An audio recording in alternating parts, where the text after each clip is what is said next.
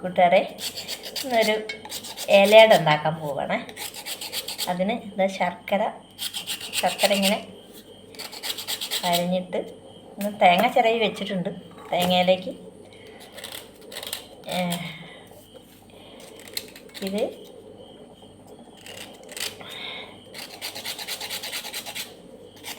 ഇതിങ്ങനെ ആക്കണം. എന്താ പറയുക, കുത്തി ഇങ്ങനെ ആകുമ്പോൾ ചെറിയ ചെറിയ കഷ്ണങ്ങൾ വരും. ഇതാകുമ്പോൾ ചെറിയ കഷ്ണങ്ങൾ വരില്ല, നല്ല ഇതിലിങ്ങനെ കുഴഞ്ഞിരിക്കും. നമ്മൾ അട കഴിക്കുമ്പം ചിലപ്പോഴൊക്കെ ശർക്കരേൻ്റെ ചെറിയ കഷ്ണങ്ങളൊക്കെ കടിക്കുമ്പോൾ നമുക്കതൊരു സുഖം തോന്നില്ല.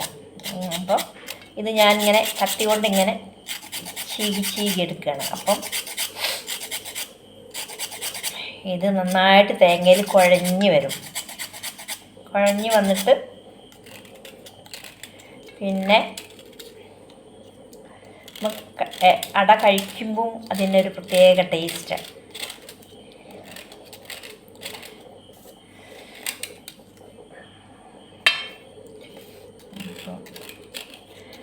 ഇപ്പോൾ സമയം രാത്രിയായേ. ഇതിപ്പോൾ ഇന്ന് കഴിക്കാനല്ല കേട്ടോ, നാളേക്ക് റെഡിയാക്കി വയ്ക്കുകയാണേ. അപ്പോൾ കുഞ്ഞുങ്ങൾക്കൊക്കെ ഭയങ്കര ഇഷ്ടമാണ് അട കഴിക്കാൻ. അപ്പോൾ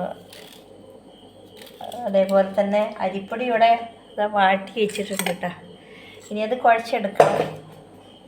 അരിപ്പൊടി എന്ന് പറഞ്ഞാൽ ഞാൻ പച്ചരി വാങ്ങി കഴുകി ഉണക്കി പൊടിച്ച് വറുത്ത് പറ്റി അതൊക്കെ എല്ലാം നാച്ചുറലാണ്. കടയിൽ നിന്ന് വാങ്ങിയ അരിപ്പൊടിയല്ല കേട്ടോ.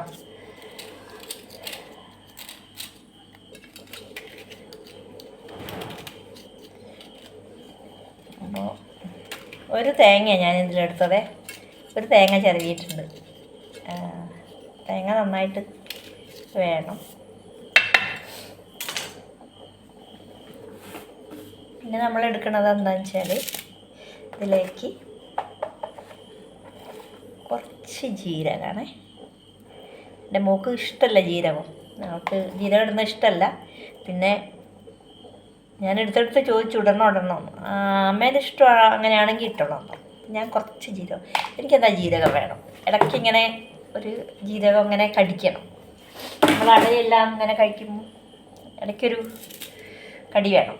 ഇങ്ങനെ ആ ഒരു ജീരകം ഇങ്ങനെ, ജീരകത്തിൻ്റെ ടേസ്റ്റ് നല്ലതല്ലേ. ടേസ്റ്റ് മാത്രമല്ല, നമ്മളെ വയറിനൊക്കെ നല്ലതാണ് ജീരകം. എന്നിട്ട് നമ്മളിങ്ങനെ കുഴയ്ക്കണം കേട്ടോ. ഇപ്പം അത് നന്നായിട്ട് കുഴച്ച്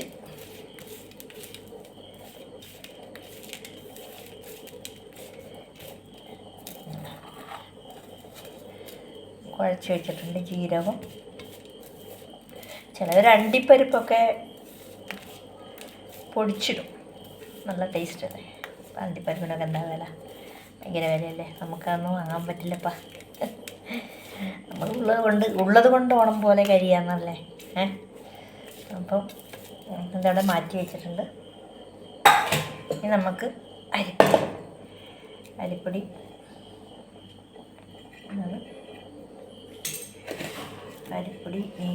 നന്നായിട്ട് കുഴയ്ക്കണം.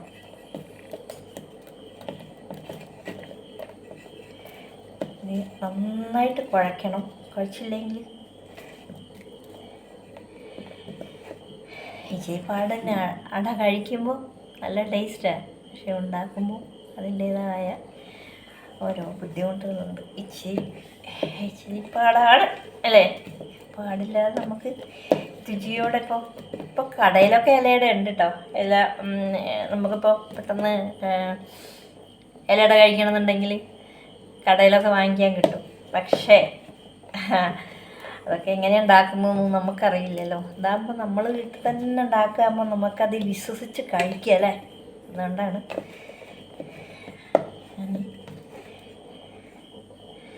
ഇത് കണ്ടോ, ഇലയെല്ലാം നേരത്തെ റെഡിയാക്കി വെച്ചിട്ടുണ്ട്. ഇനി ഇത് കുഴച്ച് ഇലയിൽ പരത്തിയിട്ട് അതിൽ ഈ മിക്സ്, നമ്മുടെ തേങ്ങ ശർക്കര മിക്സ് അതിൽ വെച്ചിട്ട് ഇങ്ങനെ മടക്കിയെടുത്തിട്ട് അത് ഇഡ്ഡലി ചെമ്പിൻ്റെ തട്ടിൽ വെള്ളം തിളയ്ക്കാൻ വെച്ചിട്ടുണ്ട്. അത് തിളച്ചിട്ട് അതിൻ്റെ മുകളിൽ ഇങ്ങനെ പാകി കൊടുക്കും. എന്നിട്ട് ഒരു മണിക്കൂർ ഒരു 3/4 മണിക്കൂറൊക്കെ കഴിയുമ്പോൾ ഇതിപ്പോൾ ഒത്തിരി ഉണ്ട്, അത് കാരണം കുറച്ച് സമയം പിടിക്കും വേവാൻ.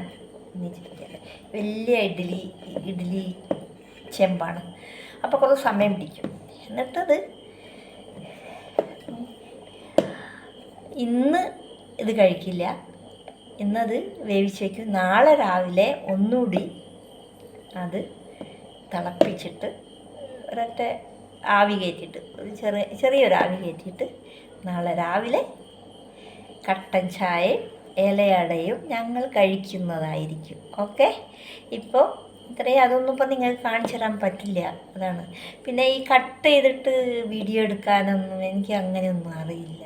ഞാനൊരു പാവല്ലേ, അതൊന്നും ഞാൻ പഠിച്ചിട്ടില്ല. ഒക്കെ പഠിച്ചിട്ട് കട്ട് ചെയ്തിട്ട് സെറ്റ് ചെയ്തിട്ട് വീഡിയോ റെഡിയാക്കി വരാം. അപ്പോൾ ഓക്കെ, ബൈ.